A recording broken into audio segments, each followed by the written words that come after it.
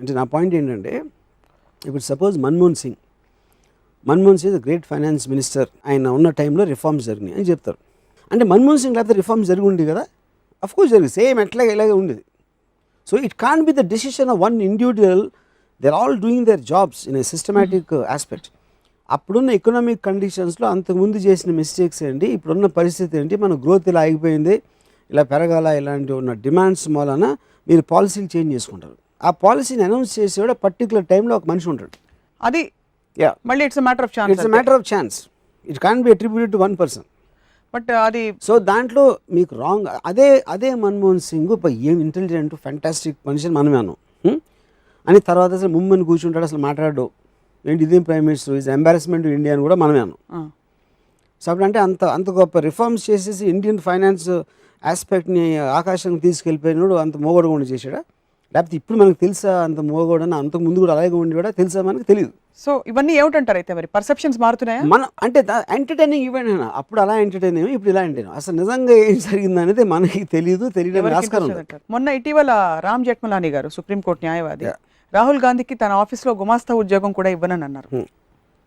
వ్యక్తులు అసలు ఇంపార్టెంట్ కాదంటే ఇప్పుడు ఇటువంటి పరిస్థితుల్లో రాహుల్ గాంధీ లాంటి వ్యక్తి నేషన్ లీడ్ చేస్తే అంటే మీరు ఎలా అయితే నా పాయింట్ ఏంటంటే, మనకి ఒక ఏమంటారు దాన్ని, ఒక మన వేరే ఎమోషన్ డ్రివెన్ కంట్రీ, దానికి లాజిక్ రేషనాలిటీ అనేది ఉండదు.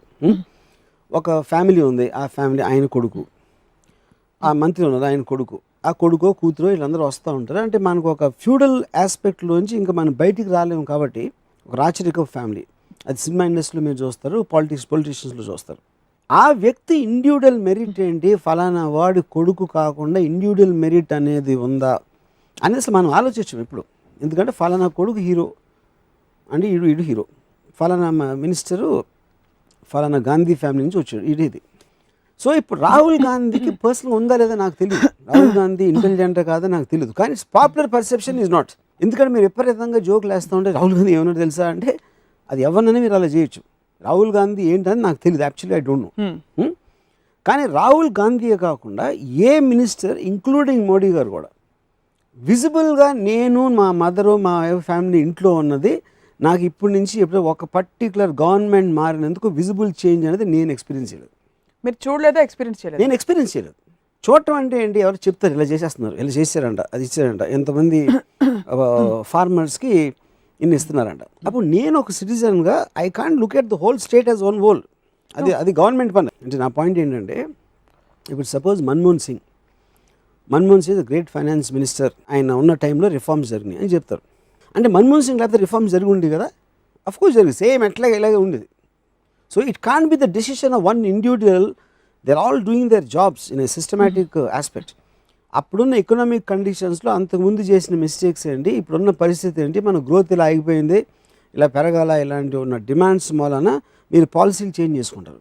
ఆ పాలసీని అనౌన్స్ చేసేవాడు పర్టికులర్ టైంలో ఒక మనిషి ఉంటాడు. అది మళ్ళీ it's matter of chance. It's matter of chance.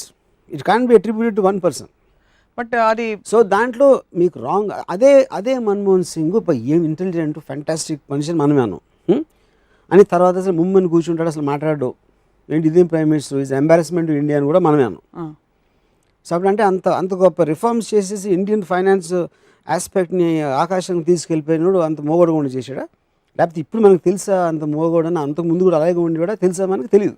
So ఇవన్నీ ఏమిటంటారు అయితే, మరి పర్సెప్షన్స్ మారుతున్నాయా? మనం అంటే ఎంటర్టైనింగ్ ఈవెంట్ అయినా అప్పుడు అలా ఎంటర్టైన్ అయ్యాము, ఇప్పుడు ఇలా ఎంటర్టైన్, అసలు నిజంగా ఏం జరిగింది అనేది మనకి తెలియడానికి ఆస్కారం ఉంది. మొన్న ఇటీవల రామ్ జెఠ్మలానీ గారు, సుప్రీంకోర్టు న్యాయవాది, రాహుల్ గాంధీకి తన ఆఫీస్లో గుమాస్తా ఉద్యోగం కూడా ఇవ్వనని అన్నారు. వ్యక్తులు అసలు ఇంపార్టెంట్ కాదంటే ఇప్పుడు ఇటువంటి పరిస్థితుల్లో రాహుల్ గాంధీ లాంటి వ్యక్తి నేషన్ లీడ్ చేస్తే అంటే మీరు ఎలా అయితే నా పాయింట్ ఏంటంటే, మనకి ఒక ఏమంటారు దాన్ని, ఒక మన వేరే ఎమోషన్ డ్రివెన్ కంట్రీ, దానికి లాజిక్ రేషనాలిటీ అనేది ఉండదు. ఒక ఫ్యామిలీ ఉంది, ఆ ఫ్యామిలీ ఆయన కొడుకు, ఆ మంత్రి ఉన్నది ఆయన కొడుకు, ఆ కొడుకో కూతురో వీళ్ళందరూ వస్తూ ఉంటారు. అంటే మనకు ఒక ఫ్యూడల్ ఆస్పెక్ట్లోంచి ఇంకా మనం బయటికి రాలేము కాబట్టి ఒక రాచరిక ఫ్యామిలీ, అది సినిమా ఇండస్ట్రీలో మీరు చూస్తారు, పొలిటీషియన్స్లో చూస్తారు. ఆ వ్యక్తి ఇండివిజువల్ మెరిట్ ఏంటి, ఫలానా వాడి కొడుకు కాకుండా ఇండివిజువల్ మెరిట్ అనేది ఉందా అనేసి మనం ఆలోచించాం ఇప్పుడు.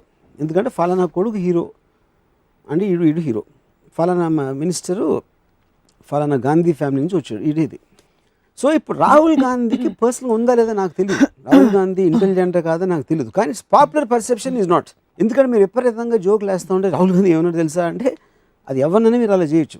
రాహుల్ గాంధీ ఏంటని నాకు తెలియదు, యాక్చువల్లీ ఐ డోంట్ నో. కానీ రాహుల్ గాంధీయే కాకుండా ఏ మినిస్టర్ ఇంక్లూడింగ్ మోడీ గారు కూడా విజిబుల్గా నేను మా మదరు మా ఫ్యామిలీ ఇంట్లో ఉన్నది నాకు ఇప్పటి నుంచి ఎప్పుడో ఒక పర్టికులర్ గవర్నమెంట్ మారినందుకు విజిబుల్ చేంజ్ అనేది నేను ఎక్స్పీరియన్స్ చేయలేదు. మీరు చూడలేదా, ఎక్స్పీరియన్స్ చేయలేదు? నేను ఎక్స్పీరియన్స్ చేయలేదు. చూడటం అంటే ఏంటి, ఎవరు చెప్తారు ఇలా చేసేస్తున్నారు, ఇలా చేశారంట, అది ఇచ్చారంట, ఎంతమంది ఫార్మర్స్కి ఇన్ని ఇస్తున్నారంట. అప్పుడు నేను ఒక సిటిజన్గా I can't look at the whole state as one whole. అది గవర్నమెంట్ పని.